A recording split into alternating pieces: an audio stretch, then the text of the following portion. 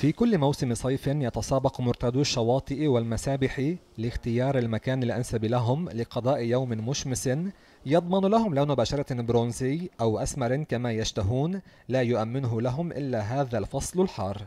لكن ماذا تغير هذا العام؟ كثيرة هي الدراسات التي خرجت هذا العام والتي تحذر من النزول إلى بحر لبنان. فريق أول اعتبره استهداف للمسابح التي تعول على موسم الصيف، ليرد عليه رأي علمي ويقول إن نسبة الخطر في هذا البحر بلغت أقصاها. يكفي أن نقوم بجولة صغيرة على عدد من المسابح المنتشرة على الخط الساحلي حتى يتبين لنا نسبة تراجع الإقبال الشعبي على هذا المتنفس الصيفي مقارنة بالأعوام الماضية.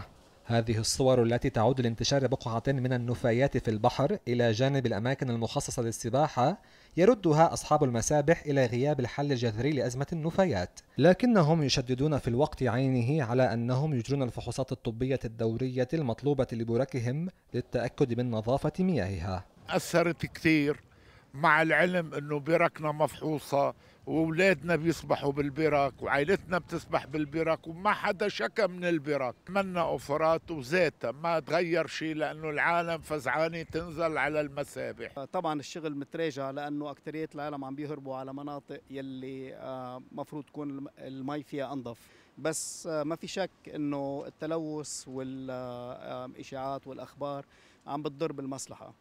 المواطنون بدورهم تفاوتت نسبة تأثرهم بالدراسات التي تتحدث عن نسبة التلوث. من أول الصيفية عم ننزل على البحر بطريقة مستمرة، يعني بالأسبوع مرتين ثلاثة، والحمد لله لا أنا ولا ابني صرنا شيء. إصرار الأولاد يعني ننزلهم إنه هذا أول مشوار بننزل. صراحة أقل، لأنه بطل كثير تتشجع بقى تنزل، لأنه أحلى شيء بالبحر إنه تنزل تسبح بعد الشوب.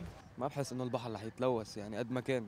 أنا عم بنزل صوب يا شمال شمال يا جنوب بيكون نظيف، بس بيروت وأنطلياس وهالمنطقة ما بنزل. شوي يعني بس مش كتير مثل ما عم ينحكى انه ملوث وامراض ولا لا لا. من كل ما تقدم يمكن القول أن هذا القطاع قد يتراجع بشكل أكبر في العام المقبل في حال لم تعتمد سياسات جذرية تساعد على إخراجه من الأزمات التي يغرق بها.